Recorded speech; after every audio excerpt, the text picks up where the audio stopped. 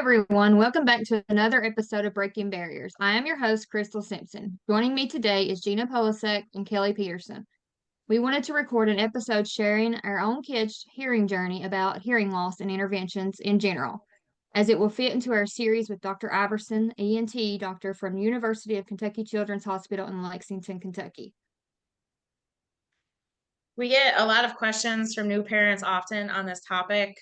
Sometimes it's, why did my child fail their hearing screen in the NICU? Does it mean that they can't hear at all? Like, what do I do next? Usually parents are in a panic when this happens. We get questions about small ear canals, which is very common with trisomy 18. And just so many more questions around this topic. So we wanted to kind of just share our journeys and, some information with parents to, help them, on their hearing journeys with their kiddos, because it is a very common thing with Edwards syndrome. Yeah, with Gunner's hearing loss, we found out when he was in the NICU. So we found out that he failed both the hearing screening. So we went through, I think, probably a couple hearing screenings while he was in the NICU, and he failed every one of them. The left ear was way worse than the right ear. And after we got out of the NICU, we were in the NICU probably 8 weeks, I guess. And then when we got out of there, we had a referral to an ENT, obviously. And we started down the hearing loss journey with having hearing tests, multiple ones, ABRs. We didn't get an accurate ABR until he was probably 6 months old or so when they did the sedated here or ABR, and it was just an on and off journey with him. We started out with hearing aids from then. Yeah, so Emma was kind of like the same way. She was in the NICU and the PICU for about 2, 3 weeks. And then when we got to the PEDS unit, she got two hearing tests because she failed the first one. So they did another one. They were blaming it on basically the room. And so she moved it around and did it again, and she failed that one too. So then we got an appointment, like Crystal was saying, to an ENT and an audiologist. With the audiologist, she was probably about 4 months old before we even got to either one of them. And they did basically a sedated ABR because she was so tiny that she just slept through the whole thing. So they were able to do a very good test and found out she had severe hearing loss, and it was conductive hearing loss. They could tell that her nerve was 100% functioning. So that's how they knew it was conductive hearing loss. Then we went from there um, with getting hearing aids, the Baja hearing aid, and now she's at 6 years old, has the Phonak. So that's how we, like a big brief journey. Yeah, ours is similar too. We did, before we were discharged from the NICU, we had our hearing screen and she failed that one. And I remember too, it was like kind of similar. They're like, no, don't worry, we're going to repeat it. Like, I want to say the next day or whenever. And then she failed it again. So I remember like my mind went to like, oh my gosh, like she's deaf, like she can't hear at all Mm-hmm. type of thing. And I think that's like kind of something that everybody kind of goes through, because I also feel like you just do it with the tech or whatever in the hospital. And so like you're not with an audiologist or, a Yeah. genetics person or somebody that's like familiar with trisomy 18 that can say like this is actually common. It doesn't mean that they can't hear. It just means they have some sort of, hearing loss. And so I remember I was panicking, but then we were kind of, I remember going to a retina specialist with her for some reason, like soon after she was discharged. And I don't remember the exact reason why, but I just remember taking her there. So here's my medically fragile 3 pound baby in a retina specialist. So we're there with like 80, 90-year olds. And I'm just like, this is just so interesting. But they cleared her. So they were concerned about something, but that ended up not being a concern. I don't even remember what it was. And then we were referred to audiology as well. I believe we did a non-sedated hearing test because she stayed pretty still. So they were able to get pretty good information from that. And then confirmed that like what they did in the NICU was fairly accurate. So then I believe we were scheduled for the sedated ABR to then be able to get the actual Baja band. But pretty much Mia's journey is very similar to Emma's in that she has conductive hearing loss, so her ear canals are just super tiny, which is very common. And kind of the treatment for it is similar to kind of what both of us have gone through, which we will talk a little bit about here as well. Um, so Mia first got the Baja band, which is essentially like headband, and then it has like little, I don't even know what you would call them, but they go like Antennas. behind the ears, and essentially it's like it like vibrates and almost like bypasses the sounds through the ear canal to get into your ear. Um, Mhm. It I'm vibrates. It butchering these vibrates terms. vibrates the bone, which bypasses Yes. the ear canal. Yeah. And so Mia had that for a while, and it just was not the most functional, because Mia is definitely, she is a sensory seeker. And now actually we have later found out that she actually has hydrocephalus and likely had a mild version of hydrocephalus at the time too. So a lot of her movements were also from that. Like she would kind of do this with her hand and like always be shaking her head, and like it was sensory, but then it was also, you know, some of that kind of just trying to soothe herself. And so the Baja band like did not stay on for her. And we did our best. Also, like when she's shaking her head and it's behind her ears, it was always getting the feedback. And so we eventually, they're like, well, her just wearing it in some capacity, even if it's not behind her ears, is better than not wearing it. So we like put it on her head like a coal miner, which I definitely see a lot of parents do. I did that. I Um, did that. Yeah. and I assume Yeah. it's because of the same reason. Like you just can't, like it just It's doesn't, it's not stays functional, better. right? Right. So she wore it like a coal miner for, you know, a while, but it still, it would fall off. And so we went back to the audiologist. I want to say she had that for a couple years, and we went Mhm. back in for one of our routine appointments. And I'm just like, okay, I'm like, what other options do we have? Because I want her to be able to hear to her maximum abilities. And I just don't feel like this isn't the intervention that's going to get us there. And I'm like, when would she possibly be a candidate for hearing aids, like traditional hearing aids? Um, or are there other options? And like there are some like surgical options for conductive hearing loss, but like normally you have to be like over 5 and stuff like that. Right. And Mia was only 2 at the time. And so I'm like, well, what other options do we have? And she's like, you know, maybe we could do traditional hearing aids. And she kind of looked and, you know, she's like, I think we could make a case for them.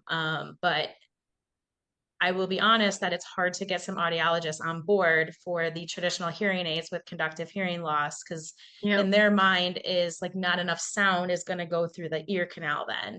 But in reality, she's Right. like, I'm willing to give this a try with you and kind of see how it goes. And Mia got her traditional hearing aids, and it was like night and day. Like, Mhm. obviously, she's probably not hearing as well as like you and I, but she's definitely hearing so much more because like her cognitive abilities just like, Skyrocketed.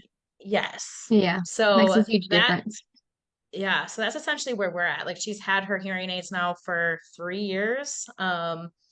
And you know, we just replace the molds as she grows, and it works. They stay in, like she's able to wear them pretty much every day, with very little issues. So that's what's working for us, and probably will continue to work for hopefully her entire life. Yeah, that's how it is with Emma. And they were like, when it came to switching to the phone act, they were like, the audiologist, she was like, well, we don't really usually recommend these, but and she was saying because with conductive, like their hearing is so different each day because they could be Hmm. hearing a lot one day and just hear a little another day. And because the Yeah. phone doesn't adjust to that, that's why sh- they don't recommend them. But they said that she said that they're fine, they can use. She just wanted me to be aware of that. Um, but Emma took off once she got those, like way better than the Baja. And I know others like Baja, which is fine. And my biggest issue was it kept falling off. She kept taking it off, and she put her head back. It would fall off. It was a lot of work. Now, do Yeah. those do like a feedback also? Yeah. Do those have like a feedback? Yeah. And I And mean, she hearing had aids get she the had feedback two. too, Yeah, they Yeah. do. And it but I feel depends like with it's easier to control them. yeah, because with the Phonak ones, it depends on how good the molds are. The Yeah. molds are fitting Right. real good, then you don't really hear feedback. I mean, if you obviously touch it or And they can everything, you'll adjust hear them it. to kind of like Yeah, make it so if it is getting a lot of feedback. But I know we and you also use it for Emma's too, is we use wig tape around Mia's yeah. hearing aids, and it we basically put it on both sides of the hearing aid, and then it sticks to the back of the ear and so like kind of like the skull, and they stay in place. So it helps Hmm. them, like it helps with that feedback too. Um, Oh, I I have to feel put like, that on. She'll take. yeah, because they actually make like actual hearing aid like stickers, but they're like crazy expensive. So for anybody that's listening, go for that wig tape. You can just cut it up into the perfect size and it works wonderfully. So yeah, so that's kind of Emma and Mia's journey. Now Gunner's is significantly different. He has a definitely different type of hearing loss. So Crystal, can you tell us a little bit kind of about Gunner and his awesome story, which is also going to be on our next podcast too. So you're only getting a sneak peek on that, but Krista will get really more into it in that episode. Yeah. So with Gunner, he has a sensory neuro hearing loss. He does have the small ear canals, just like most of the trisomy 18 Mhm. kids, but we didn't find out the type of hearing loss probably until he was about 6 months old when he had that sedated ABR and stuff. Um, so yeah, his is totally different. We started out with traditional hearing aids, and we probably went through that probably no, probably 4 years, I guess, with the traditional hearing aids. And it, like, he could hear very well with them, considering that he couldn't hear much at all without them, especially in one ear is worse than the other, and it was continuously getting worse. So we had seen Dr. Iverson a few times, and we'll speak more with him on the next episode. But we spoke with him, and he recommended down the road Gunner would be a great candidate for the cochlear implants. So we started down that. There's a whole process to even get evaluated for a cochlear implant. You have to meet the whole team, and it goes before the board and everything. And it's hard to get it approved, and especially with the kid with trisomy 18, in some areas it's even harder for parents. But yeah, Gunner, his hearing loss is totally different than the conductive hearing loss. It's very interesting also, but a more in-depth Sensory neural conversation. is affects the nerve is affected. Right. Whereas Yeah. conductive is the anatomy is Right. preventing the hearing. Glad that Mia has conductive because I can't say the name of Gunners. Sensory neural. Yeah. Good job. That's a hard word to say. I'm Yeah, glad you it is. practiced. Versus conductive, just straightforward. Yep. Small ear Right. canals. Yep. But yeah, Easier to I say. mean, there's so many different hearing loss types. I mean, I don't know what the statistics are. Maybe at some point we can do some research on that, but conductive hearing loss is definitely Yeah, the big one. Because just like Crystal said, like even though Gunnar has sensory neural hearing loss, he also has conductive as well. Yeah. And so it just seems like most kiddos with Edwards syndrome have conductive hearing loss. And it's interesting because their ear canals do get a little bit bigger as they grow. Hmm. So naturally, they might be able to hear a little bit better even without interventions. But for Mia, she's now 5.5. Gosh, she's nearing 6 years old soon. Her canals maybe have slightly grown, but to kind of put it into perspective, her ear canals, like the ENTs, like pretty much can't even see in. They said it's like the size of like the tip of a pencil is like what right. they can see in. Yeah. So like anytime that she might have an ear infection, it's like we have to go off of her signs, like she's pulling at her ear or One time we caught it on a CT scan. Like it's not like it's difficult sometimes. It's hard to see So because they can't yeah. So it's down like there. you go to the pediatrician and they're like, "Can I look in her ears?" And then like they want you to take like off her hearing aids, and I'm like, let's not do that because you're not gonna be able to see it. And if you do see it, you should probably go be an ENT because even they can't see it. So just to kind of like put it into perspective, like the ear canals might grow slightly, but like more than likely you're going to need interventions for life. And it is super critical that you get those interventions as early as possible. So as soon as like that newborn screen in the NICU or wherever it may be, if it's failed, like you need to make sure that you're following up on that, and getting some type of intervention to help. Whether I know most start with the Baja band just because they're not going to probably want to do traditional hearing aids right away or whatever the hearing loss is. They're probably too little for them too.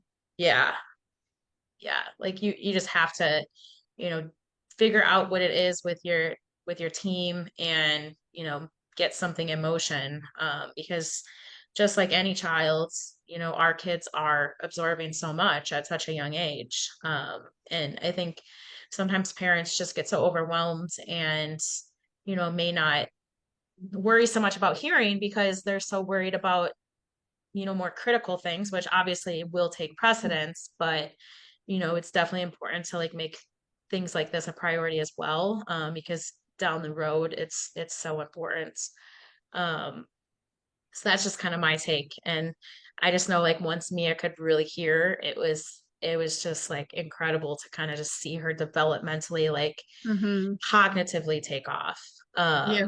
and like be able to like, there's just things where like I would ask her questions on her eye gaze and it was like you could just tell it was so purposeful. So like before it was like I didn't know if she was understanding what I was saying, but like once she got those hearing aids, it was like, wow, she is definitely hearing what I'm Mm-hmm. saying and understanding it and comprehending it. And it was even also interesting too because there was times where she wouldn't have the hearing aids in and I would be like, oh, I think maybe her ear canals grew because she can hear better. But it turns out that like because she was figuring out what sounds meant and were, that like she was even understanding more without the hearing aids in. I don't really know how to explain it, but I think you have mentioned too that something similar happened with Emma too, Kelly, Oh yeah, right? Emma can hear pretty good without them now. I mean, obviously way better with them, but she Yeah. can definitely like hear things and pretty Yes. good. I mean, she'll turn her head toward it and everything now. Whereas before, when she was first born, like the dog could bark and she Right. was I Nothing. think it's just Yeah. Yeah, I think it's just because they understand those sounds then because they're like, okay, I heard that with my hearing aids in, and now like I know what that sound maybe they like means. sense like because now they know what things sound like and what to be aware Yeah, of, like subconsciously that Hmm. they like hear it. Right. yeah, it's super Yeah. cool. It makes a huge difference. Yeah. Yeah. Yeah, because she doesn't even have them in, and obviously when she's sleeping, and if I make too much noise, like a typical person, she'll wake up. You know, she's like that intuitive to sounds now. Yeah, Mia's that's a still pros and around. cons.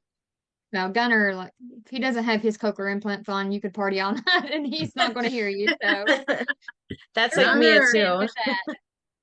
So that's a good thing. right? Yeah, like we in the hospital and stuff, like the nurses will come in because she's like out cold and they'll be like whispering. I'm like, you don't need to whisper, like just talk so I can hear you. But Right. when No she's talent. awake for sure, you can just tell that like since having the hearing aids, she's just like more aware of her surroundings and stuff, even hmm without them in. But definitely more like Gunner in the regards to like if she's sleeping, she doesn't want to hear you. She's gonna just keep sleeping. Like, Yeah, Emma will wake up. She hears, I'm telling you, her hearing is so much better now. And have they That's said good. like how big her canals are the last time you've I been in? know Like, have they ever they're explained? I know they're bigger. They're bigger than a like a pin. That's what they used to say, but now they're a little bigger. And I can see that they're getting a little wider. Now the funny part is I've looked at Scarlett, who is my granddaughter, who's 16 months old. I've looked at her ears and then looked at Emma's, and I can definitely tell the difference as Scarlett's is Yeah. definitely bigger. Yeah. Right. And it's funny because at 16 months old and Emma's 6.5, like Scarlett's are bigger, but they're not, they're like probably like Emma's is probably like half of what Scarlett's would be. It'd be like you checking out MJ with Mia. Mhm. And Yeah, and I've never looked in her ears. But I bet that they're definitely a that's just lot something bigger. I do. I was like, because Mm-hmm. I think what caused me to do it is because when you talk to Scarlett, she's automatically like real Hmm. fast, or like, or Emma is like, you know, Yeah. Yeah. and I just see the differences now since Scarlett's been born in a lot of things. So that's Yeah. helped. Yeah, I think a lot of that too is Yeah. the processing too. They're learning how to process Yeah. the sound. Yeah, Mm. and they So told it me makes a that huge difference. once she got the phone act that because she'll be hearing better, that it's like she's starting over at newborn. So don't expect That her, because a lot of people are like, oh, she's hearing now. Like, why isn't she saying anything or talking or blah, blah, blah? They said it takes once it's like a newborn and it takes like up to a year for them to start like like you expect the language development from a newborn to a 12-month-old. And Mhm. now she's starting to say all these different letter sounds, some words I wouldn't say like purposeful, they're random. She just spouts them out. But like, it's like, I don't even know how to say it. It's like comforting that I know maybe someday that she will say some things. right. Maybe not like deep conversations like we do, but she's definitely starting to say a lot of letter sounds that I've never heard her say before. And it's only Mm-hmm. been actually since she's got her new molds like 2 months ago. She's really been, I don't know what it is. I guess she like just needed new molds too, because now she can really hear. So, Right. That's with Gunner with the when he got the cochlear implants, he didn't get them at the same time. He got them a little over a year, no, year and a half apart, I guess. So we had to start completely over on each side. So, and it takes a couple years for you to get that cochlear implant level brought up because every time you go in, they adjust those levels to Mm. hearing, the high pitch, low pitch, and all those different areas. So it's an adjustment every time we go, just about it. yeah, when she first Mm-hmm. got them, I remember like loud noises. Like one time, when you're driving a motorcycle goes by, she cried. Just because it scared her because she wasn't used to hearing that stuff and it's just like loud noises. So if Yeah. we were going into places like we went when I took her to a baseball game, the stadium, I took them off because you know how stadiums get Mm. really loud. So I just took them off for that because Right. I didn't want to Yeah. scare her. I Yeah, wanted to, whenever we go to stadiums too, we don't put them in usually, and we still yeah. put Mia, like we have the headphones and we still have her wear the headphones. Just like any child would. Hmm. Just because we don't want to like have her have negative associations with sound Right. either. Even though realistically, like super loud sounds probably wouldn't bother her as much as like our other child, but yeah, we still put them on her in loud areas and definitely don't use the hearing aids because we don't want it to be overwhelming. So yeah. But with It's Gunner, funny how you have to I think of have, that. yeah, with Gunner, we can adjust the volume on his off my phone. So when we go to stadiums, I just turn it down. That way he Mhm. can only hear a little bit of it, or I'll Yeah, play music, but because it's Bluetooth. But that yeah, makes it's a big adjustment. sense. Yeah. I mean, Yeah, I hers actually, hooks to Bluetooth and stuff, but I can't adjust. They have it set Oh, according really? to her ABR. yeah. They Oh, we they can don't let turn the you volume adjust. down. Yeah, I Mia's wish. too are set. And I know actually like so Mia's school has like an audiologist and stuff there. And like there was a pair of her hearing aids that I think the molds were just I don't even know, but she was getting a lot of feedback and they like actually turned them down a little bit. Now I gave them permission, but I remember we went to the audiologist and they were like, no, like don't let them do that.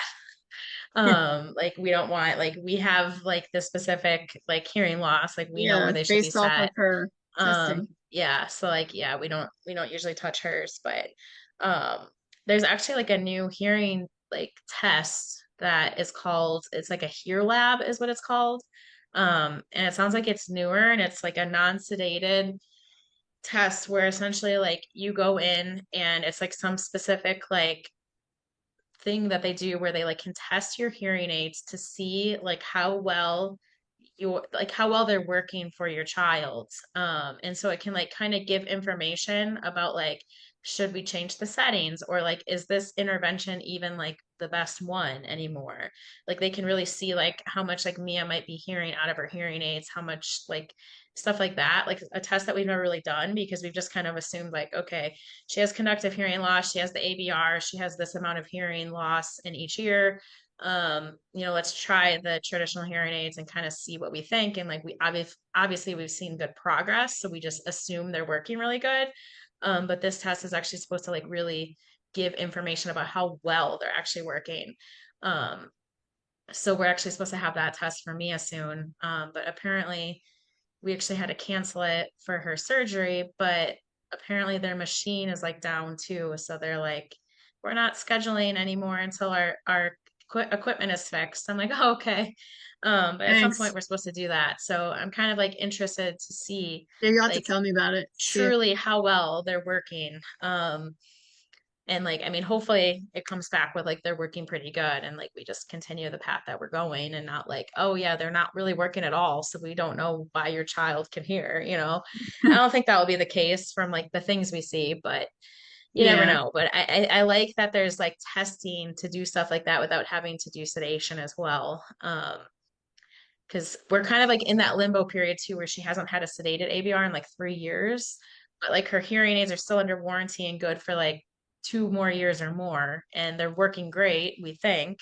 So we're like, we don't really want to just do an ABR just to do an ABR unless like we can Yeah. combine it with something else. And so they're like, well, let's do this then and see, make sure that those are actually working well for her still. Um, so hopefully we can get her in for that sometime in the near future. But Yeah, Emma hasn't had a sedated ABR in probably 2 years or so now. And yeah. they've told me that they would like to do another one because they believe that she's hearing better than she was with her last ABR by the way she responds and with them and without them, because now it's getting to the point to where it's like she's hearing better, like it's, oh, that's too loud, and it's normal sounds now. So it's not like loud motorcycle. So it's like, is she hearing better? And that's why it's too pronounced for what she needs. Yeah. So That, I'm not gonna put her under for just that. Yeah, it's hard. It's like something that unless you feel like something needs to change, obviously Yeah, like before you can get new hearing aids, you're required to do one for insurance. yeah, But like otherwise it's like if it's working well and you are pretty certain it's working well, like why do it? yeah, And I feel like they're more critical like the like really young age too, like to get that initial data, get the interventions, and then kind of like once you find what works, it's just like not necessary until you need to make changes. But that would be really cool at some point, like to get actual data, especially as more people are living so much older and like they're having like hearing aids and like we're able to like see how much their ears actually change over time to like actually get data on that in mm-hmm, Edwards syndrome people. Like, so we know like, okay, this percentage of them actually did like their ear canals did get significantly larger in their teen years or in their 20s. Like we just don't like there's no data on that. So like at some point that would be really really interesting to see like how things change over time um for our kiddos. that test you were talking about, it's kind of what they do for Gunner every time we go to an audiologist. They can hook it up to the computer and put it on his ears and see how well he can hear certain sounds and stuff. It's pretty cool. Yeah, yeah, it probably is something like that. Yeah, they called it a hear lab. I don't know. Mhm. I like Have researched to it when we have to look and scheduled see. it, and it's just like some special equipment. I don't think like most hospitals have it. I think it's like a newer thing, which is probably why their equipment broke and they're still trying to fix it. So we'll see Well, if you we ever work get out it the done, kinks but so that when they get it here, we're all good. right. They may have it here. I don't know. I've never. Yeah, I'll just have to Yeah. like look it up and see what you can find on it and like where they do it. But I found it out from her audiologist because I was just, picking her brain on like I want to get more data, I want to get more information, but like I don't want to do the sedation unless like we can pair it with something. And it, that got brought up. She's like, well, we can at least see kind of how things are working. And if it says that they're working good, then, we're in a good spot until she needs new hearing aids. Um, Right. won't be for a couple of years. So yeah. But I mean, ultimately, like I think it's very common for people with Edward syndrome to fail the newborn screen. And like us as parents, like that have been through it, and we um like we've been there, and we just want to reassure other parents that are just getting that information that it is common, and not to panic because it doesn't necessarily mean that um, your child cannot hear at all. It's a very common thing with Edward syndrome, to have some extent of hearing impairment, and that like most hearing impairments can be helped, and like not to panic and freak out. Um, and if you want to listen more on this topic, we have an episode from 2 weeks ago with Dr. Iverson, like Crystal said, talking more about hearing loss. So if you didn't happen to catch that episode and are, um, listening to this one, you can go back to that and get some more information from, an expert in this field. And then also in 2 weeks from now, we're going to be recording the episode where we talk about cochlear implants specifically with Crystal and Dr. Iverson, because Gunnar is the first ever cochlear implants That's person for amazing. So, trisomy 18. So we're doing a specific Mhm. episode on that. So hopefully you can tune in for that as well. Um, so yeah, this has been fun talking about Yeah, I'm excited. hearing. Yes, Yeah, I'm excited about it. I'm lots glad we got coming. on here and got to talk about hearing loss. me too. And if anyone has any questions that might be listening to this, you can, shoot us an email, reach out to us on social media. We'll try to kind of let you guys know our experiences. And, we have, this connection with Dr. Iverson. So, he would be more than happy if, you need a second opinion or, stuff like that. We can try to connect you with doctors that, really are big advocates for our kids. So we're happy to do this and hope you enjoyed our episode. Yeah, we'll see you guys soon. Bye. Bye. Bye. Bye.